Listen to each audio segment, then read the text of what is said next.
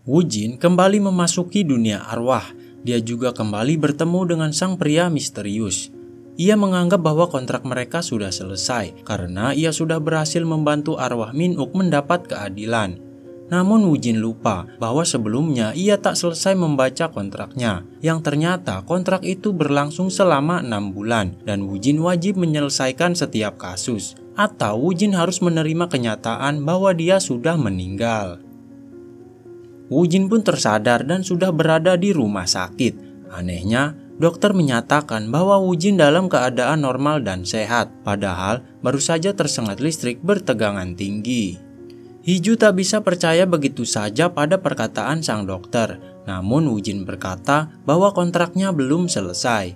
Ia masih harus membantu arwah gentayangan berikutnya. Mereka lalu membawa Wu Jin pulang. Namun sebelumnya, Wu Jin mampir ke sauna. Di sana ia mulai mengalami kejadian aneh. Nampak seorang wanita di sebelahnya yang menghilang begitu saja. Bahkan sosok tersebut kembali muncul saat Wu Jin di ruang ganti. Wu Jin mulai merasa ketakutan, dan saat ia sudah sampai di kantornya, sosok tadi ternyata sudah menunggunya. Ia bernama Cho Enyong, dan tiba-tiba Enyong merasuki tubuh Wu Jin dan menguasainya. Keesokan paginya, saat Hiju datang ke kantor, ia kaget karena tingkah laku Wu Jin sangat berbeda. Hiju menyarankan agar mereka mendatangi rumah sakit untuk menjalani kontrol. Sesampainya di depan rumah sakit, Wu Jin mulai bertingkah aneh dan menangis. Akhirnya, Hiju terpaksa menggendongnya sampai ke dalam. Saat dokter mulai memeriksanya, Wu Jin malah menyerang sang dokter dan mengeluarkan pertanyaan secara terus-menerus, yang intinya kenapa sang dokter melakukan itu kepadanya. Beruntung, para staf rumah sakit dengan sigap berhasil melerai Wu Jin dan sang dokter.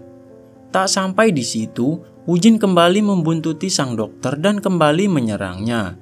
Saat itu sang dokter mulai merasa ada yang aneh ketika Wu Jin mulai berbicara layaknya seseorang yang pernah dikenal sang dokter. Beruntung lagi-lagi pihak keamanan kembali berhasil melerai dan kemudian mengusir mereka bertiga.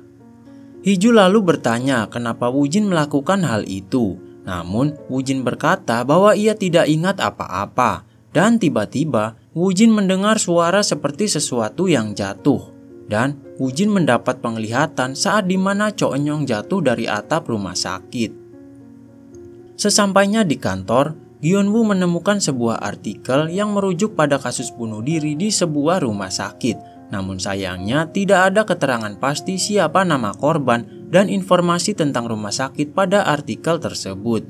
Jadi mereka harus berjuang sendiri untuk mengumpulkan informasi yang dibutuhkan. Malam harinya, Wu Jin kembali didatangi arwah Cho Enyong, dan kali ini ia mulai mendapat penglihatan tentang masa lalu Enyong sebelum ia mengakhiri hidupnya. Enyong adalah seorang perawat yang baru saja lulus pendidikan. Ia bahkan belum genap 1 tahun bekerja di rumah sakit tersebut. Namun, sang kepala perawat tidak mentolerir kesalahan kecil yang Enyong lakukan. Bukannya mendapatkan bimbingan, Enyong justru menjadi tempat pelampiasan kekesalan bagi sang kepala perawat. Enyong harus dimarahi lagi dan itu terjadi setiap hari. Suatu hari, mereka kedatangan pasien diabetes. Lalu sang dokter memerintahkan Enyong untuk memberikan infus elektrolit pada sang pasien. Namun Enyong bertanya apakah sang dokter sudah memeriksa hasil lab karena kondisi pasien sudah normal. Namun sang dokter malah marah karena Enyong dianggap mengguruinya. Sang dokter juga mengeluarkan kata-kata yang sangat menyakitkan bagi Enyong. Akhirnya Enyong hanya bisa terdiam dan meminta maaf. Tak lupa ia juga menulis resep yang diperintahkan sang dokter. Setelah itu, Enyong kembali dimarahi oleh sang kepala perawat karena Enyong telah mengajukan keluhan tentang apa yang dialaminya. Sang kepala perawat merasa tersinggung dan memaki-maki Enyong. Saat itu, surat laporan yang ditulis oleh Enyong jatuh ke bawah rak. Namun tiba-tiba terdengar pemberitahuan tentang adanya pasien yang kritis.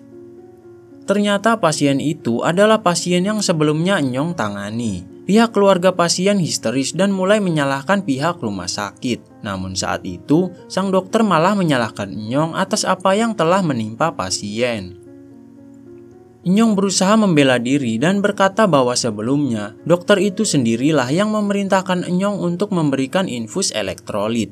Enyong juga menunjukkan catatan yang ia tulis saat sang dokter memerintahkannya. Namun, kepala perawat tidak mau tahu dan menganggap Enyonglah yang salah. Akhirnya, Enyong tak sanggup lagi menahan semuanya. Ia mulai menaiki tangga dan menuju ke atap sambil terus teringat perlakuan yang sudah ia terima. Dan akhirnya, Enyong melompat dari gedung itu.